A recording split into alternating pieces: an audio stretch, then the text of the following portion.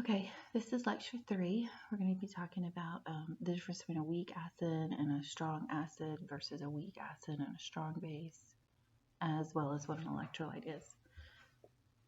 I'm going to let you read the question of the day and choose your answer. Give you a couple seconds.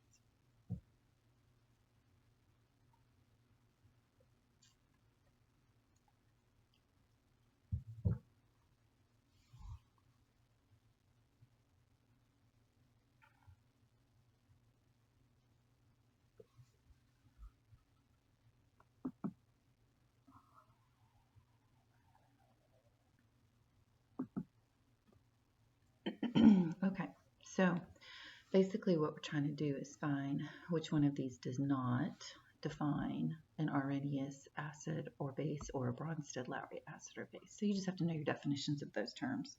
Excuse me. A says that it doesn't release hydrogen ions when dissolved in water. That is a true statement. In fact, that describes a Bronsted-Lowry acid. B says, does it release OH ions when dissolved in water? That's also a true statement, but that's not a Bronsted-Lowry. That's an Arrhenius. Remember, Arrhenius focused on H and OH.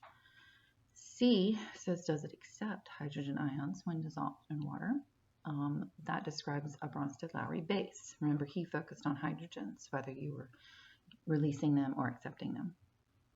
So all that's left is D, which is the answer. It says, does it accept OH ions? Nothing accepts OH ions. Doesn't matter whether you're an Arrhenius or a Bronsted-Lowry base.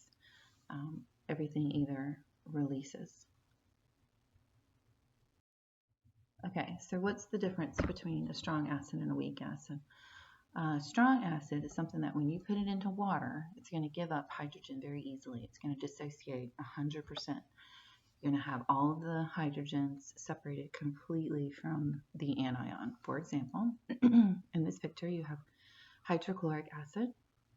When you put it into water, notice on the product side that all you have is hydrogen cations and chlorine anions. There are no HCl's still combined. Everything has completely 100% dissociated, or as they call it, ionized, means the same thing.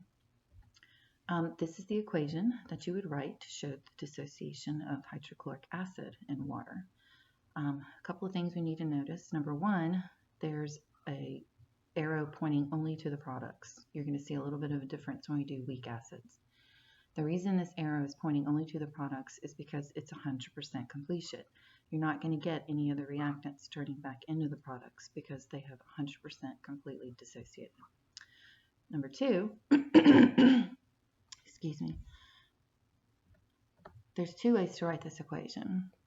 One way is with the water included as a reactant, one is without. I like this way better, although this way is not wrong. This way just shows you the two ions that it's dissociating into. But this one is a little bit more thorough because you can actually see who is the acid, who is the base, who's the conjugate acid, and who's the conjugate base. So I like that one a little bit better. Don't forget that H3O is called hydronium, just in case you forgot. So let's look at a picture of a strong acid as it dissociates in water. So notice at the beginning, as soon as you add the HA, A being any anion, it could be chlorine, fluorine, sulfate, nitrate, it doesn't matter as long as it has a negative charge. But when you add it immediately into water, everything is together. But within everything's going to dissociate 100%. So notice that there are no more HA molecules. Everything has separated or dissociated into hydrogen and whatever your anion is. Now for a weak acid, you're not going to see that. You will see some dissociation, but not 100%. What we're going to see is called partial dissociation. These acids don't give up their hydrogen very easily, and it could be for a number of reasons. It could be electronegativity, it could be atomic radius, but either way, when you put them in water, they hang on to that hydrogen. Some of them will. So sometimes you'll see like a little bit of hydrogen and a little bit of anion floating around, but for the most part, you're going to see the acids still combined and not dissociated. The reaction for this looks a little different, as you can see. It's not a one-way arrow anymore. This is what we call an equilibrium reversible arrow. Because this reaction does not go to completion, these ions over here, hydronium and acetate, have the ability to come back together to create the products, which is why this is a weak acid, because they don't stay dissociated 100% of the time. You'll see some acid floating around, and then you'll also see the two ions floating around. Notice that, once again, there's two ways to write this equation. You can write it with the water or without. I like the water because you can see the acid, the base, the conjugate acid, and the conjugate base. This is not wrong, it's just not as complete. This is just showing the acetate, the acetic acid breaking up into hydrogen and acetate. So in a beaker, if you were to look at this, excuse me, you're going to see the weak acid still undissociated here, but then you'll see bits and pieces, some molecules that are dissociated. So this one is a very weak acid because I can see, I only see like 2 acid molecules that have dissociated. Oh, there's another one. I see 3.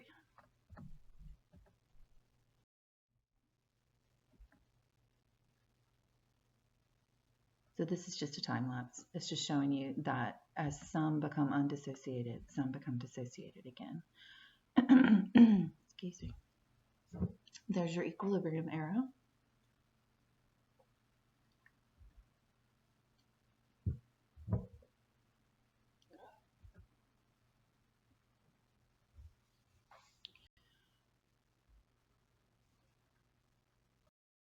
Okay, now the strong acids. There's 6 of them, and yes, you're going to have to memorize them. So the first one is HCl, which you should all know. Excuse me, I'm so sorry. Is hydrochloric acid. And then we have HNO3, which is nitric acid. Then you have H2SO4, which is sulfuric acid. HBr, which is hydrobromic acid. HI, which is hydroiodic acid. Watch the spelling on that one, it's funny. Oh, do I have HCl twice? I sure do. Ignore that one. But do know the last one, HClO4, that's perchloric acid. So these are the 6 acids that you have to memorize. If you are not in one of these 6, then you're considered a weak acid. So if you're not strong, then you're weak. Obviously, you don't have to memorize the weak because there's a ton of them, but you do have to memorize your strong so that you can differentiate between your strong and your weak. All right, now your strong bases, there's a same thing as a strong acid. Strong bases dissociate 100% in water. So if I put sodium hydroxide, that's what this picture is right here, into water, this is a strong base. So it's going to dissociate completely into sodium and hydroxide. Now, the strong bases can be found in a little pattern on the periodic table. So if you're looking at the periodic table, let me get my highlighter. Okay, so anything that's in group 1, so any of these right here, hopefully you can see that. Now, obviously, I didn't highlight francium because francium is radioactive, and so she's so unstable, she would never bond with the hydroxide in the first place. And then these from group 2, so calcium, strontium, barium, right here. So if you look at it, let me see if I can get a different color. It makes kind of like a little lowercase h. So it's like these right here, and then these right here. So all of those right there. Or B, or yeah. So either way, that's how you find the strong bases. And I didn't highlight radium as well because radium is also radioactive, so she doesn't bond with hydroxide. But that's how you memorize your strong bases. It forms that pattern right there in the periodic table. Now, if you are a weak base, just like a weak acid, only a few of the ions are going to dissociate, so you're only going to have partial dissociation. So right here, this is a weak base, ammonium hydroxide. And if you notice that when you dissolve ammonium hydroxide in water, for this particular example, only 3 of the molecules stay undissociated, and 1 of them has split into ammonium and hydroxide. Really, the only weak base you need to remember is NH3. That's not in this group right here. There's a ton of them, but NH3 is probably the one you'll see the most often. It's just like with strong acids. If you're not a strong base, then you're considered a weak base. So if you're not in that little H on the periodic table, then you're just a weak base. Okay, so let's move on to what an electrolyte is, because that's going to tie into strong acids, strong bases, weak acids, weak bases. So an electrolyte is something that's going to give you ions. If I dissolve it in a polar solvent, which is obviously the best one would be water, it's going to dissociate into positive and negative ions. So we've learned before that whenever you put salt into water, it dissociates into Na and Cl. Those are ions, and so salt water is considered an electrolyte. But if you put sugar into water, remember she breaks up into clumps. You don't get ions out of her, and so therefore you're not going to be able to conduct any kind of current, and so that would not be an electrolyte. If you put salt water into a beaker and you connect a light bulb with a negative and a positive lead, that light bulb will come on, just like you see here in the picture. But if you put sugar water in here, that would not work, because that's not going to give you any positive and negative ions. The reason you have to have those ions is because that's what's carrying the current. That current is being passed along from positive cation to negative anion, and it's creating this nice little electrolytic solution. And obviously, the more ions that you have in your beaker, the better it's going to conduct electricity, because they're going to be more mobile and able to carry that current more. So there's 3 types of electrolytic solutions. There's a strong one. So in a strong electrolyte, if you look at it at the molecular level, you're going to see all of the positives and all of the negatives completely dissociated. So this would be like a strong acid or a strong base or an ionic compound like salt. Now, a weak electrolyte would look like this, kind of like a weak acid and a weak base, because you're only going to see partial dissociation. You still have some molecules combined, but then you have a few ions floating around. So you'll have a little bit of a current, but not near as much as a strong electrolyte. And then non-electrolytes are covalent. So obviously they don't ionize. So if there's no ions, then there's no charges. If there's no charges, then there's no current to be made. So sugar water would be a non-electrolyte, because you're not going to get any ions out of it. Okay, so let's look at some examples of strong electrolytes. So like I said earlier, anything that's ionic, when you put it into water, like salt, is going to be a strong electrolyte, because you get all those ions floating around when they dissociate. Strong acids and bases, because you're going to get 100% dissociation. You're going to have a lot of ions floating around, therefore a strong electrolyte. These are 2 examples. NaCl, that's salt, and then HCl, that's your acid, your strong acid. That's in one of your 6 that you have to memorize. Now, weak electrolytes would be salts that are only slightly soluble, so that means it still has a positive and a negative charge on it, but when you put it in water, it just doesn't dissolve very well. And then weak acids and weak bases, because they don't give you 100% dissociation. You only get partial dissociation. Let's see, acetic acid, she's a very weak acid, and so she doesn't 100% dissociate. And then ammonia, that's your weak base.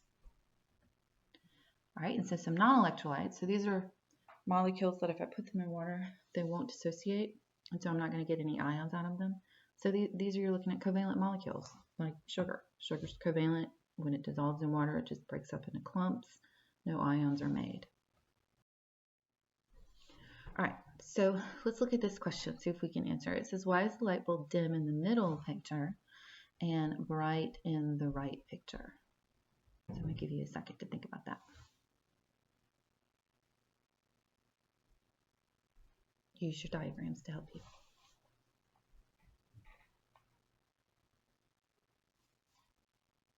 Okay, now this answer is not on the PowerPoint, so you're going to have to listen so you can write it down in your notes.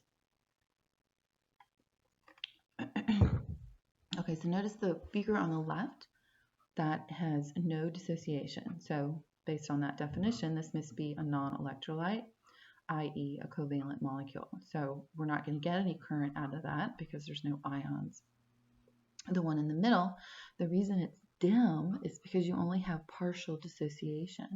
And so that means you're getting a very weak current because you just don't have enough mobile ions to carry that charge. This would be something like a weak acid or a weak base. or a slightly soluble ionic compound. Now over here on the right, that's a very bright bulb because you have lots of ions floating around in that beaker that are going to allow you to carry that current. So this one must be a very strong electrolyte, like a strong acid or a strong base, or it could just be salt, some sort of ions that have dissociated from a salt.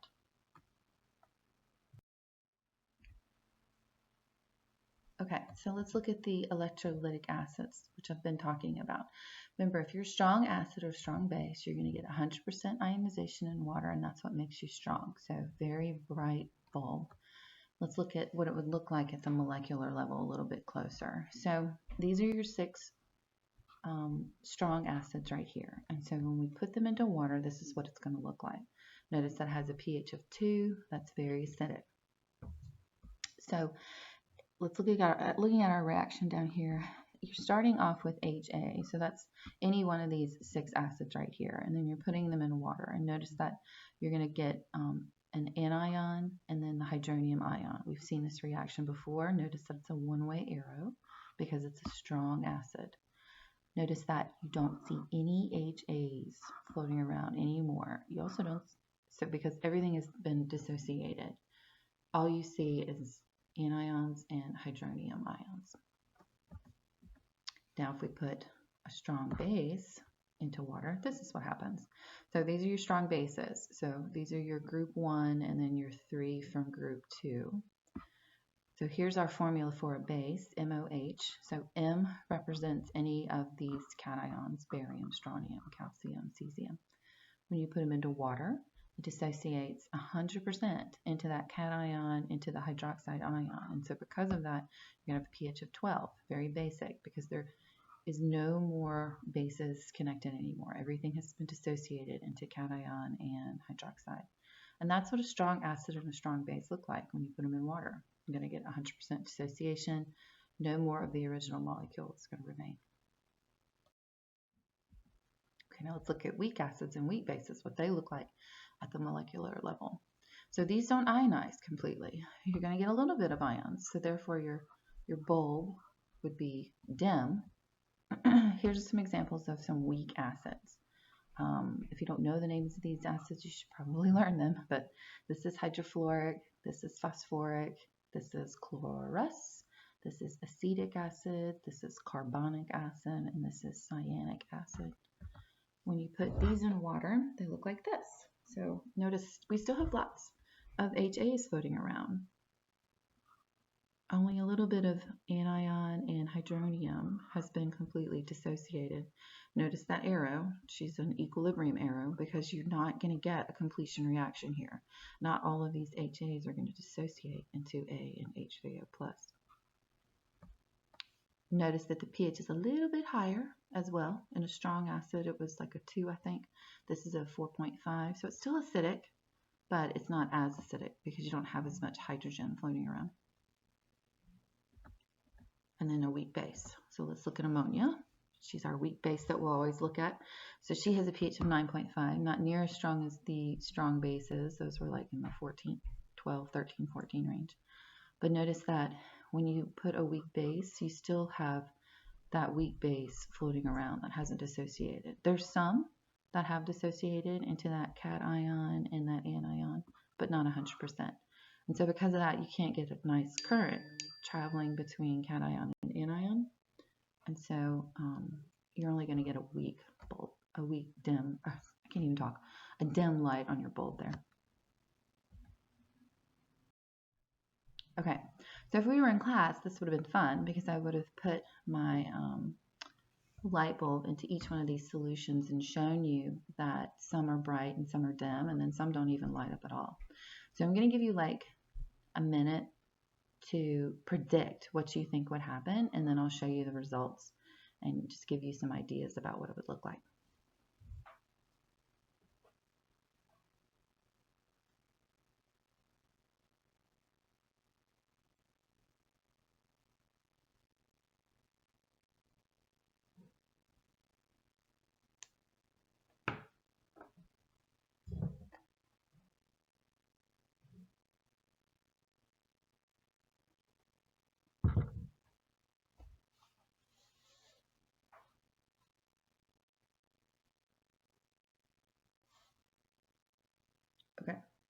So tap water, obviously it's just H2O. Now, even though tap water has some ions floating around in it, it's not enough to conduct a current.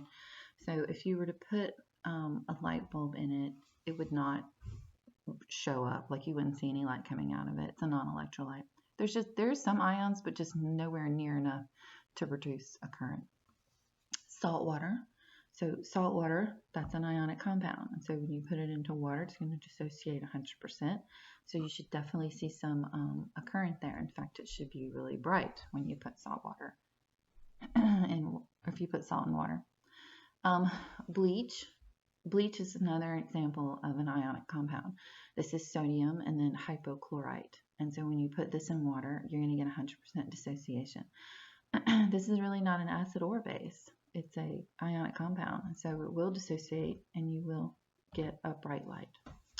And then hydrochloric acid, obviously, we know that that's a strong acid, so that'll be a very bright light. In fact, in classroom, it's super bright. It's so bright it hurts your eyes.